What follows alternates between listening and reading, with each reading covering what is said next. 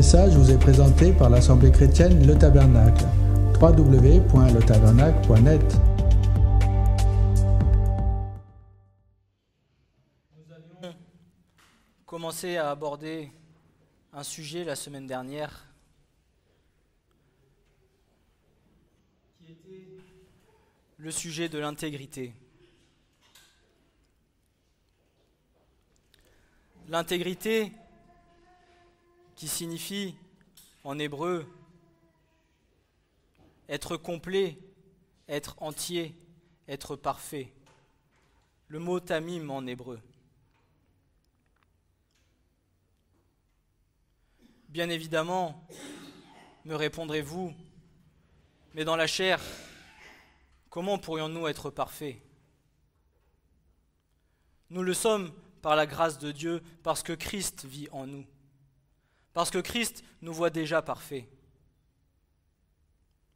Nous, quand nous nous regardons dans le miroir, dans la chair, bien évidemment, me diriez-vous, je suis loin d'être parfait. Je suis loin d'être sans défaut.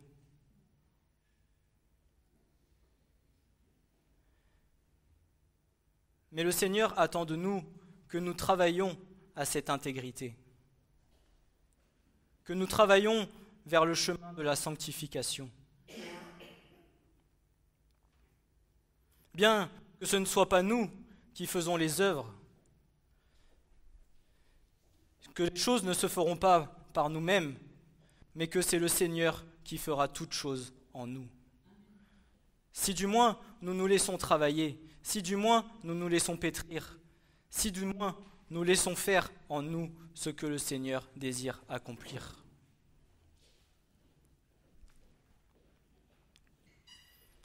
Être capable de se laisser pétrir par le Saint-Esprit, de se laisser travailler afin que lui puisse venir accomplir toute bonne œuvre en chacun de nous.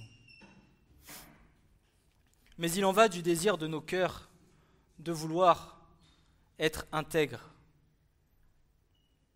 Nous avions, la semaine dernière, abordé l'intégrité de manière globale. Mais nous allons aujourd'hui, dans la mesure et dans la grâce de ce que le Seigneur a pu me donner, essayer de rentrer un peu plus dans les détails, parce qu'il y aurait sûrement bien plus à dire.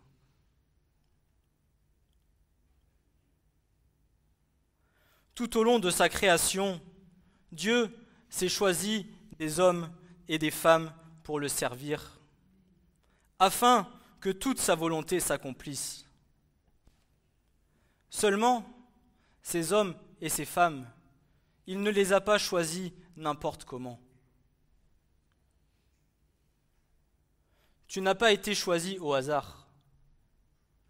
Personne ici n'a été choisi au hasard. Aucun de ceux que le Seigneur a choisis n'a été choisi au hasard.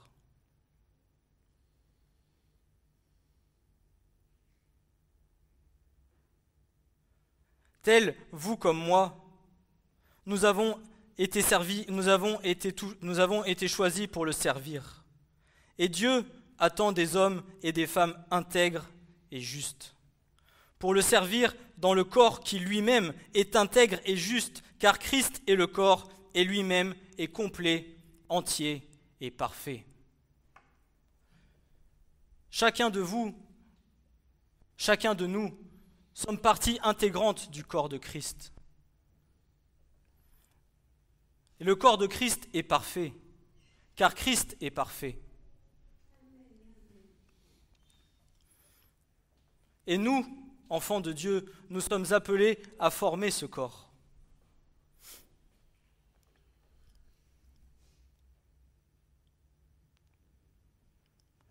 Et chacun d'entre nous sommes appelés à être intègres et justes.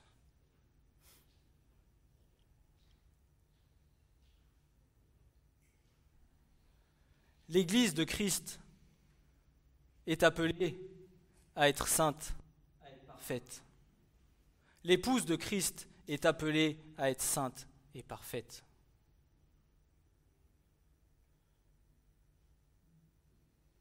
Et avant d'aborder pleinement le sujet, je souhaiterais que nous prenions un passage dans Ésaïe 54, versets 2 à 7.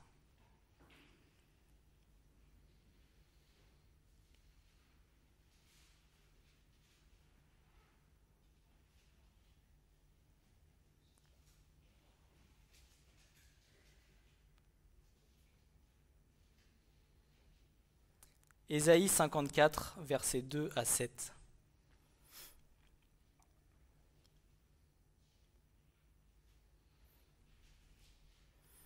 Le prophète dit ceci: « Élargis le lieu de ta tente, et qu'on étende les tentures de tes tabernacles. N'épargne pas, allonge tes cordages, et affermis tes pieux. Car tu t'étendras à droite et à gauche, et ta semence possédera les nations, et fera que les villes désolées seront habitées.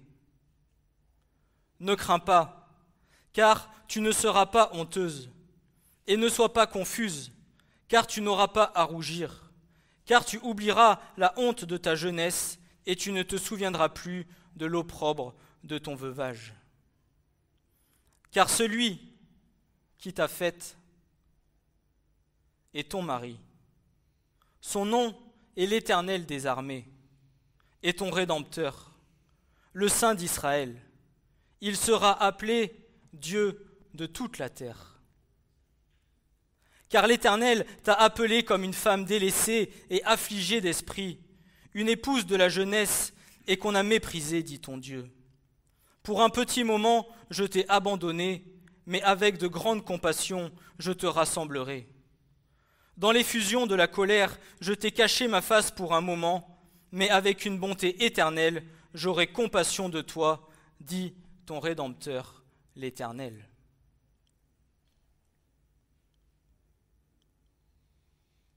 Celui qui t'a faite est ton mari.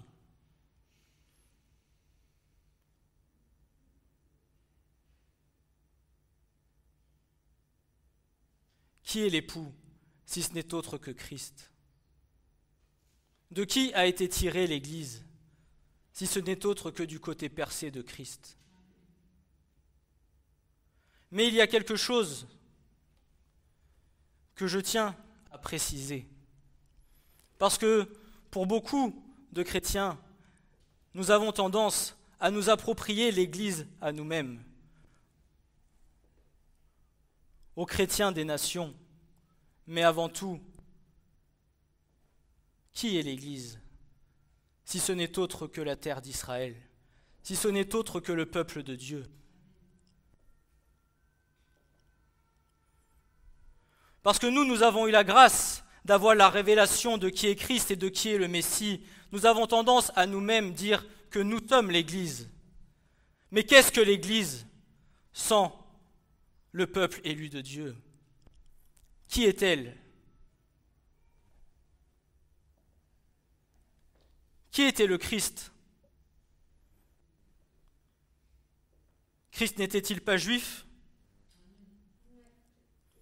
Qui est l'olivier franc, si ce n'est que le peuple de Dieu?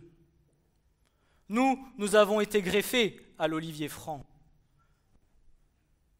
Mais sans le peuple élu de Dieu, l'Église n'est rien.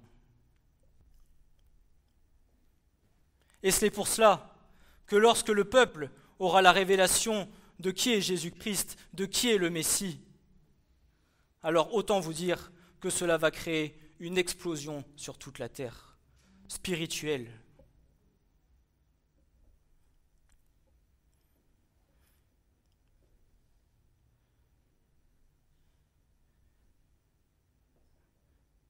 Et alors, laisse-moi te dire que j'espère et que je le souhaite, que dans ton cœur, tu as un amour profond pour Israël. Que dans ton cœur, tu as un amour profond pour tes frères d'Israël, pour tes frères et sœurs. Vous savez, je vais vous dire quelque chose pour ma part. Avant que je ne rencontre le Seigneur, je ne m'intéressais point à Israël, à part entendre des conflits entre Israël et la Palestine, à me dire que c'était toujours la guerre, que je n'ai jamais entendu un seul jour sans guerre. Je n'apportais aucun intérêt à Israël. Mais lorsque le Seigneur a touché ma vie, l'amour pour Israël, pour ma part, a totalement changé. L'amour pour mes frères a totalement changé. Pourquoi ? Parce que c'est Christ qui nous a répandu cet amour dans nos cœurs et dans nos vies. Parce que nous sommes nés de nouveau. Parce que nous sommes nés d'en haut.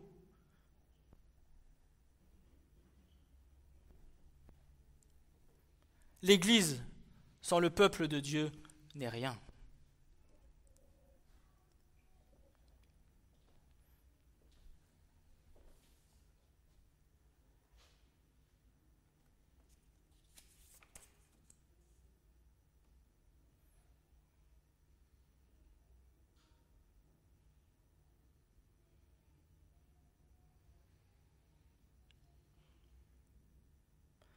L'Église sans Israël n'est pas l'Église, car le peuple de Dieu est d'abord l'épouse.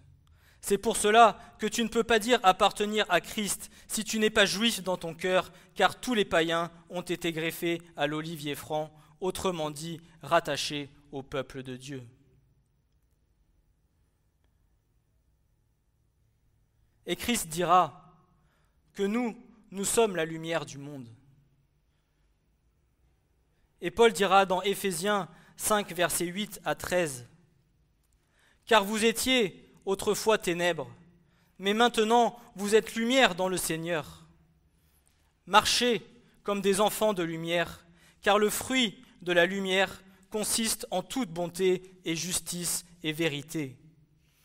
Éprouvant ce qui est agréable au Seigneur, et n'ayez rien de commun avec les œuvres infructueuses des ténèbres. Mais plutôt reprenez-les aussi, car les choses qu'ils font en secret, il est honteux même de les dire. Mais toutes choses étant reprises par la lumière sont manifestées, car ceux qui manifestent tout, c'est la lumière. C'est pourquoi il dit, réveille-toi, toi qui dors, et révèle-toi d'entre les morts, et le Christ luira sur toi. »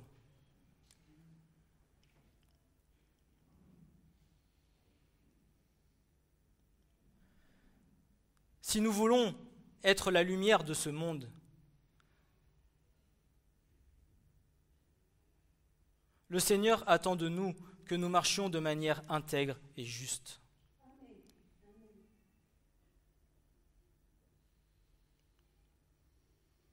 Parce que nous sommes nés de nouveau, alors la lumière de Christ resplendit sur nos vies. Il est nécessaire de venir faire le lien avec le tabernacle de Moïse.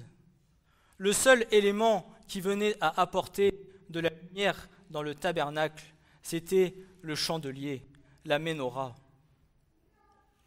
Le chandelier était taillé d'une seule pièce. Il était d'or pur et battu, formé à la perfection. Aucune pièce n'était rattachée les unes aux autres, toutes étaient formées d'un seul tenant.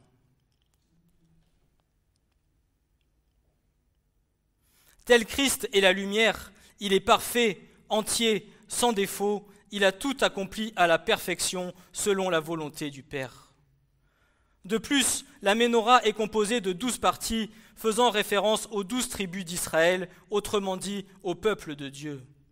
Elle sera le support de la lumière vers le peuple d'Israël, tel le Christ est la lumière du monde, et par lui qui vit en nous, alors nous sommes, le dira Paul, appelés à être lumière dans le Seigneur et à marcher comme des enfants de lumière.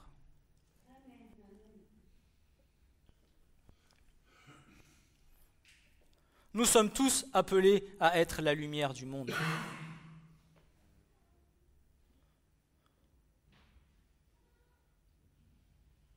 Qui ne désire pas dans son cœur que Christ resplendisse en lui ?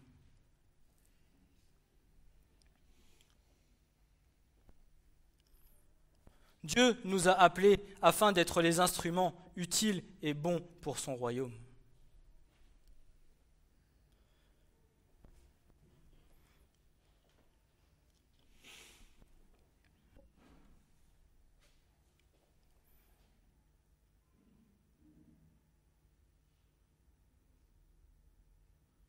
Mais comment voulons-nous que la lumière brille en nous si nous ne sommes pas intègres et justes dans le Seigneur ?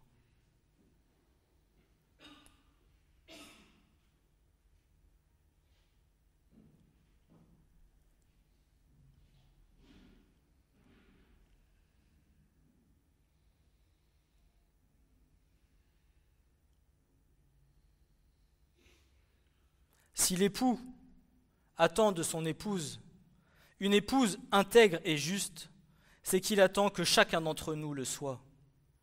Cela revient à dire qu'il ne s'attend pas à ce que nous le soyons uniquement dans certains moments de nos vies, mais que nous nous efforcions à y travailler constamment et d'autant plus au sein même du corps, auprès de nos frères et sœurs et du service auquel nous sommes appelés.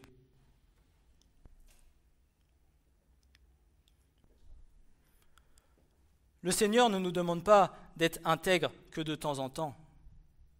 Il nous demande d'essayer et de travailler à être intègres à chaque instant et à chaque moment de nos vies. Il n'y attend pas que nous le soyons que le dimanche matin ou que de temps en temps dans une période clé parce que c'est comme ça. Il attend à ce que nous le soyons tous les jours de nos vies.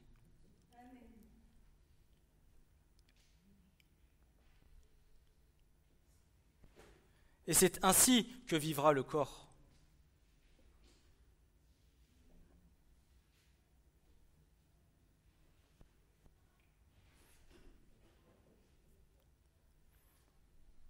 La foi et notre marche ne se vit pas pour notre propre individualisme.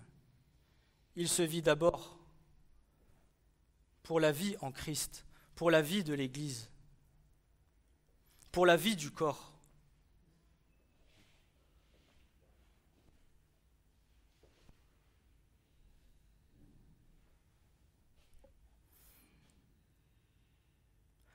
L'intégrité fait partie intégrante de la vie de l'épouse, autrement dit, la vie de chacun d'entre nous.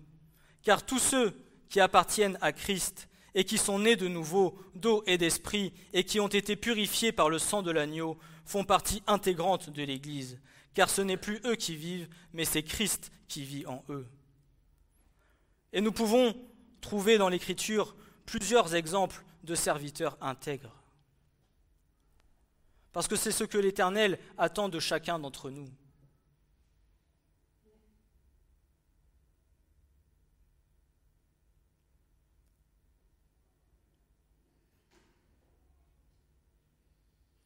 Le Seigneur t'a choisi. Le Seigneur a un but précis à accomplir avec toi. Mais est-ce que toi, tu veux participer à l'œuvre que le Seigneur veut faire avec toi ?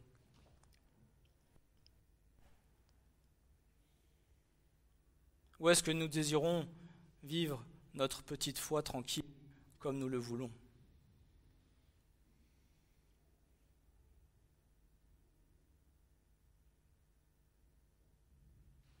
Mais si le Seigneur t'a choisi,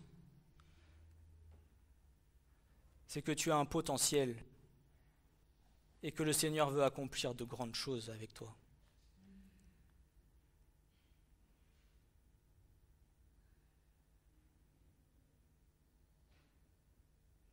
Comme il a choisi des hommes et des femmes dans la parole, il a encore choisi aujourd'hui des hommes et des femmes pour accomplir sa volonté.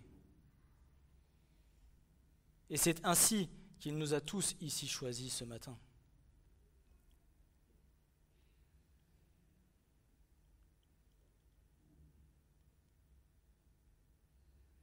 Nous pouvons prendre dans la Genèse, au chapitre 6, versets 8 à 9.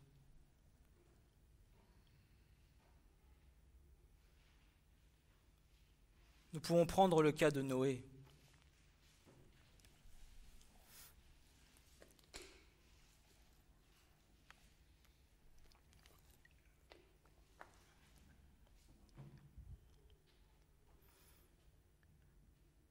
Genèse 6, versets 8 à 9. Mais Noé trouvera grâce aux yeux de l'Éternel. Voici la postérité de Noé. Noé était un homme juste et intègre dans son temps. Noé marchait avec Dieu. Noé était un homme juste et intègre. Et la parole de Dieu précise dans son temps. C'est-à-dire que Noé l'était sûrement au temps imparti où Dieu l'avait choisi. Toi, moi, si nous avons été choisis aujourd'hui et si nous sommes nés dans cette génération, ce n'est pas un hasard. C'est parce que Dieu sait qu'à ce moment-là, nous serons capables de pouvoir accomplir ce qu'il a à accomplir avec nous. C'est parce que nous avons été faits pour naître et vivre dans cette génération, et peut-être qu'au temps de Noé, le Seigneur n'aurait pas pu nous utiliser comme il l'aurait voulu. Noé est surtout connu pour avoir construit une arche sur la montagne, comme il le lui avait été ordonné de la part de l'Éternel, afin d'échapper au déluge. Mais avant qu'il soit choisi pour bâtir une arche, Noé avait été choisi par Dieu, car c'était une personne juste et intègre.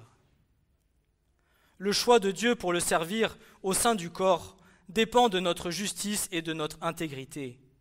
Il ne suffit pas de dire « je suis enfant de Dieu » pour servir Dieu. Ce que l'Éternel attendait de la part de Noé, c'était de voir comment se comportait cet homme et qui était réellement cet homme.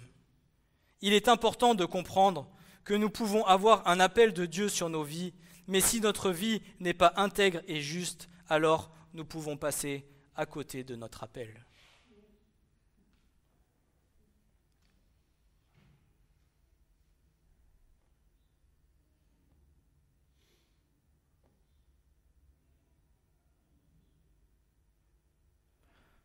L'Éternel sait déjà ce qu'il a à accomplir avec nous. L'Éternel nous voit déjà parfaits en son Fils. Mais nous, dans notre marche, est-ce que nous sommes prêts à marcher comme le Seigneur attend que nous marchions ?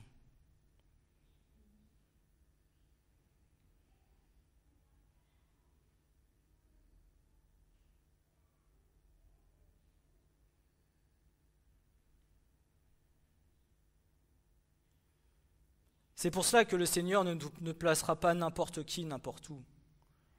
Il attend de voir comment nous marchons, de voir comment nous nous comportons, même s'il le sait d'avance.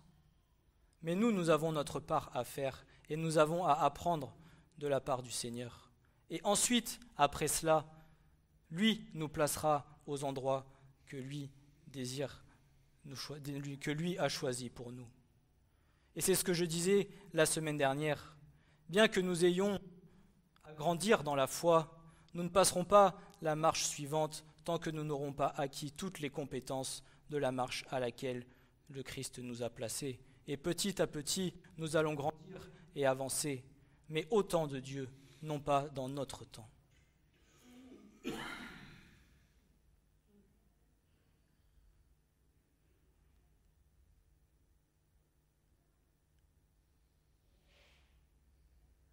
Mais ce que le Seigneur attend de ceux qui le servent, c'est qu'ils soient justes et intègres.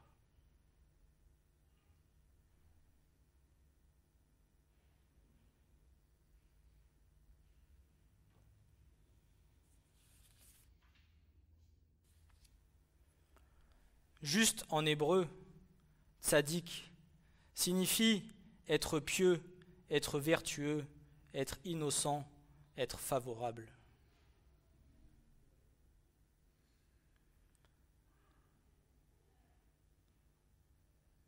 Donc vous voyez que le Seigneur ne nous a pas choisis par hasard. Il nous a choisis parce que nous respectons certains critères que lui sait que nous avons. Mais pourquoi ? Parce que nos cœurs sont disposés et parce que nos cœurs se laissent travailler par le Saint-Esprit.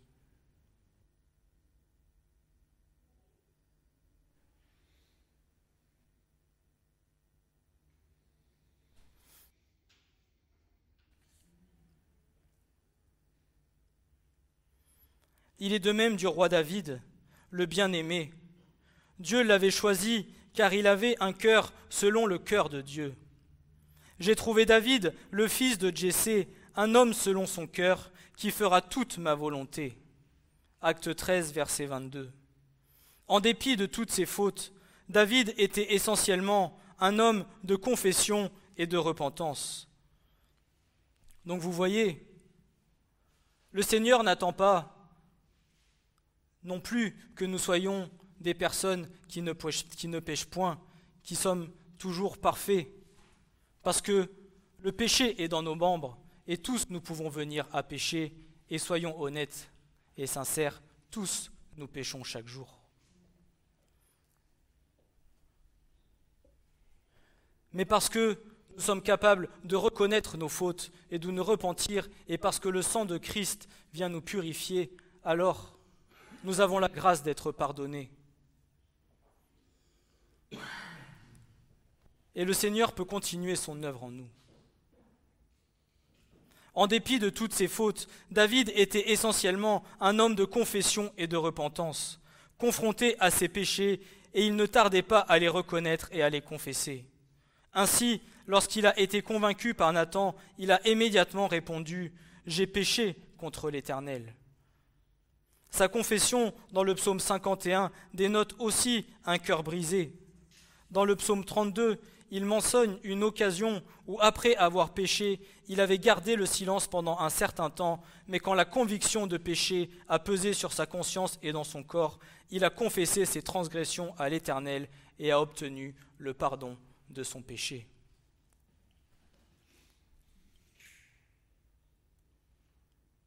La qualité qui se trouve dans l'intégrité est que la vie spirituelle de la personne intègre n'est pas cloisonnée, elle ne se distingue pas de sa vie privée, mais ne fait qu'une avec celle-ci. Elle n'a pas un moi privé très différent du moi extérieur. En cela, Jésus était l'homme parfait. Notre vie spirituelle, la vie de Dieu en nous, doit s'étendre à la sphère de notre vie privée.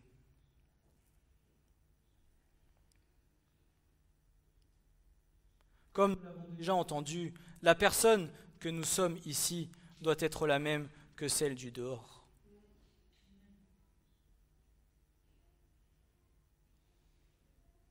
L'intégrité et la justice que nous montrons auprès de nos frères et sœurs doit être la même que celle auprès de notre prochain du dehors. Et c'est à cela que nous serons reconnus. C'est parce que la lumière de Christ vivra pleinement en nous que nous serons reconnus.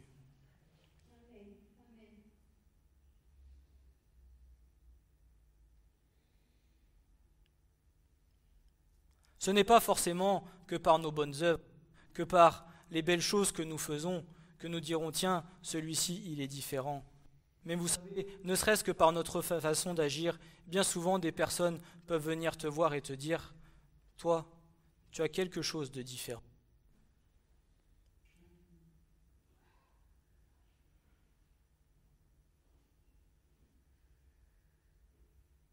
Mais comme la menorah éclaire le tabernacle, comme le Christ est venu et a donné sa vie, nous, aujourd'hui, par le Christ qui vit en nous, nous sommes là pour témoigner de la lumière de Christ qui vit en nous.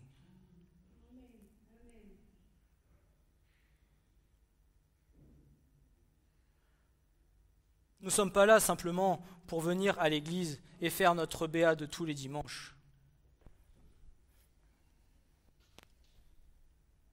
Nous sommes là pour être un instrument auprès de Dieu tous les jours de notre vie.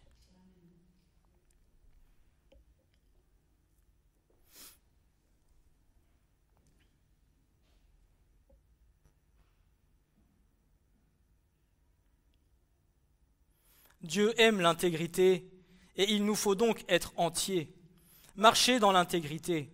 Le manque d'intégrité divise notre personnalité. Une personne intègre vit la vie de Dieu selon Dieu et son enseignement et n'est pas différente selon les circonstances. La religiosité appauvrit la spiritualité de notre vie chrétienne en s'attachant à ce qui est extérieur, d'où la réprimande de Jésus aux pharisiens qui dira « Malheureux êtes-vous, scribes et pharisiens, hypocrites, vous qui purifiez l'extérieur de la coupe du plat, alors que l'intérieur est rempli des produits de la rapine et de l'intempérance. » Matthieu 23, verset 25. Dieu s'attend à ce que nous soyons honnêtes dans notre consécration. Par le baptême, nous prenons un engagement contractuel, celui-ci de conserver une bonne conscience devant Dieu.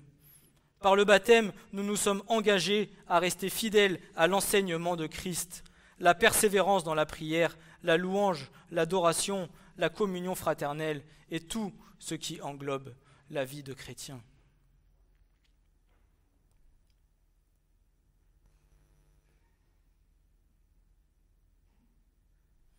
Nous ne sommes pas simplement appelés pour être sauvés. Nous ne sommes appelés pour être un instrument au sein du corps de Christ.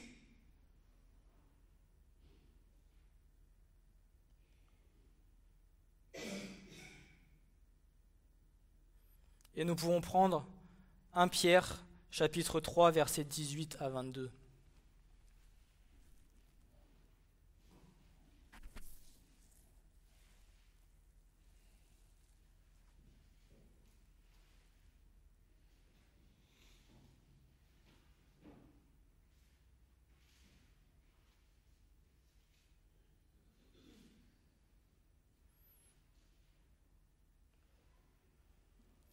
« 1 Pierre 3, versets 18 à 22.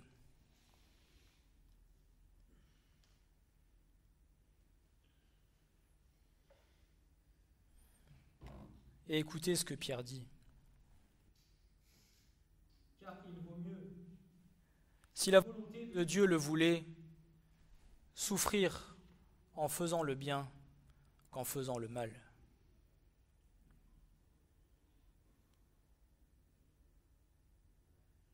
Car aussi Christ a souffert une fois pour les péchés, le juste pour les injustes, afin qu'il nous amenât à Dieu, ayant été mis à mort en chair, mais vivifié par l'Esprit. Par lequel aussi, étant allé, il a prêché aux esprits qui sont en prison, ont été autrefois désobéissants, quand la patience de Dieu attendait dans les jours de Noé, tandis que l'arche se construisait, dans laquelle un petit nombre, savoir 8 personnes, furent sauvées à travers l'eau. Or, cet antitype vous sauve aussi maintenant, c'est-à-dire le baptême, non le dépouillement de la saleté de la chair, mais la demande à Dieu d'une bonne conscience par la résurrection de Jésus-Christ, qui est à la droite de Dieu, étant allé au ciel, anges et autorités et puissances lui étant soumis. Le feu de Dieu doit animer, nous passionner et nous faire aimer Christ au point de vouloir lui ressembler.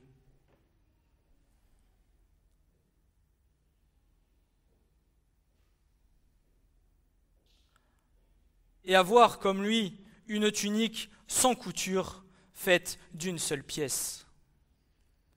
La tunique de Christ était sans couture et était d'une seule pièce. La menorah était d'une seule pièce.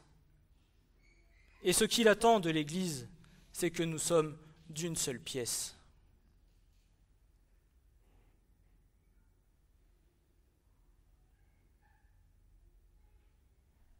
Et ce qui fera que nous serons d'une seule pièce, ce ne sera l'amour de Christ.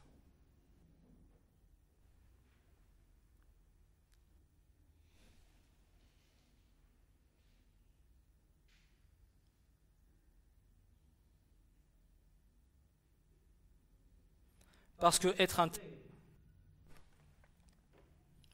c'est aussi, et je le précise,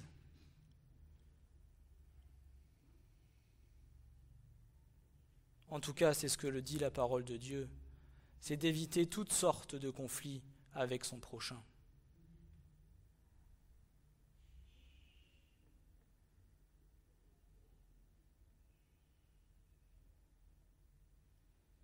L'amour de Dieu qui a été déversé par en nous par le Saint-Esprit, aussi nos relations avec notre prochain doivent se caractériser par l'honnêteté, sinon cela discrédite l'évangile du Seigneur. Nous sommes alors un mauvais témoignage, et si le sel perd sa saveur, alors avec quoi assaisonnera-t-on ? Et c'est ce que Christ dit dans Matthieu 5, verset 13. Vous êtes le sel de la terre, mais si le sel a perdu sa saveur, avec quoi sera-t-il salé ? Il n'est plus bon à rien qu'à être jeté dehors et à être foulé aux pieds par les hommes. Vous êtes la lumière du monde, dira le verset 14. Dieu n'est pas satisfait de notre adoration si nous trompons les autres, si nous ne sommes pas justes avec les autres. On n'est pas en règle avec Dieu si l'on n'est pas en règle avec les hommes. Noé était un homme simple et droit.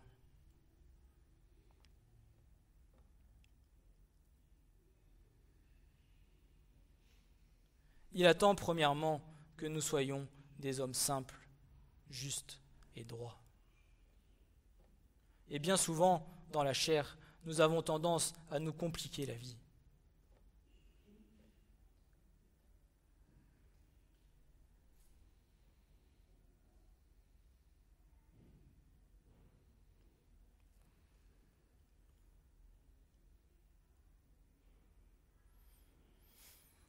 Dieu ne méprisera pas l'homme parfait et ne soutiendra pas la main des méchants. Garder les commandements de Dieu n'a rien à voir avec une observation légaliste des règles divines. Au contraire, il s'agit d'une bonne intelligence, de la différence entre le bien et le mal, que l'Éternel te donne de la sagesse et de l'intelligence et qu'il t'établisse sur Israël pour garder la loi de l'Éternel ton Dieu. 1 Chroniques 22, verset 12. Et cela implique la personne dans sa globalité et non de simples actions extérieures. Être irréprochable, garder les commandements de Dieu et chercher Dieu de tout son cœur, de toute son âme, voilà les attitudes indissociables de la vie. Bienheureux ceux qui sont intègres dans leur voie, qui marchent dans la loi de l'Éternel, bienheureux ceux qui gardent ses témoignages et qui le cherchent de tout leur cœur. Psaume 119, versets 1 et 2. Si nous avons un style de vie intègre, Dieu va établir notre trône. Il nous établira dans tout ce qu'il a prévu et nous a appelés, et c'est ce qu'il nous a appelés à faire. Ça peut être le ministère, ça peut être une vocation ou autre. Dans quoi que ce soit où nous sommes placés, Dieu nous établira et nous équipera surnaturellement. Trop peu de gens ignorent ce principe. Combien essaient par leur propre force d'obtenir la meilleure place, les meilleures relations. S'il y a des opportunités à vivre, je ne vais pas aller les chercher. Si Dieu veut que je les ai, elles viendront à moi. Ce sera conduit par le Saint-Esprit. Quoi que ce soit que Dieu nous appelle, si nous sommes honnêtes et droits de cœur dans toutes nos délibérations, dans toutes nos décisions, il établira notre trône. Simplement, marchons dans l'intégrité et Dieu se charge du reste. Si nous le faisons, Dieu nous établira et personne ne pourra nous détrôner de notre position. C'est Dieu qui établira notre trône et non pas nous.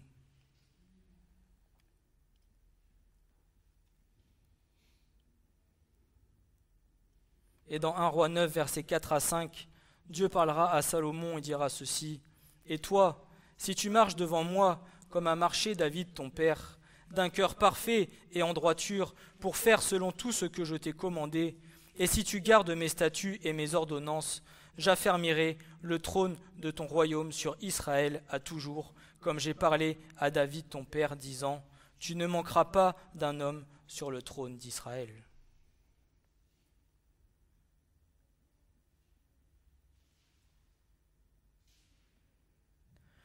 Le but, la trajectoire qu'un chrétien doit suivre, c'est la ressemblance à Christ. Être entier, intègre, toute autre attitude est de l'hypocrisie. L'hypocrisie est le caractère d'une personne qui dissimule sa véritable personnalité et affecte le plus souvent par intérêt des opinions, des sentiments ou des qualités qu'elle ne possède pas. C'est l'affectation de piété, de vertu et de pureté, c'est le contraire de la sincérité. Nous ne sommes pas appelés à cela, mais nous sommes appelés en tant qu'enfants de Dieu à vivre dans la lumière.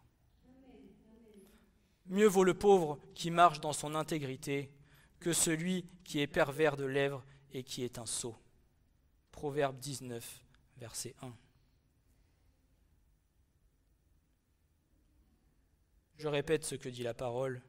Mieux vaut le pauvre qui marche dans son intégrité que celui qui est pervers de lèvres et qui est un sot. Et je terminerai par là, par le psalmiste au chapitre 119 et verset 9 qui dit « Comment un jeune homme rendra-t-il pure sa voie? Ce sera en y prenant garde selon ta parole. Amen.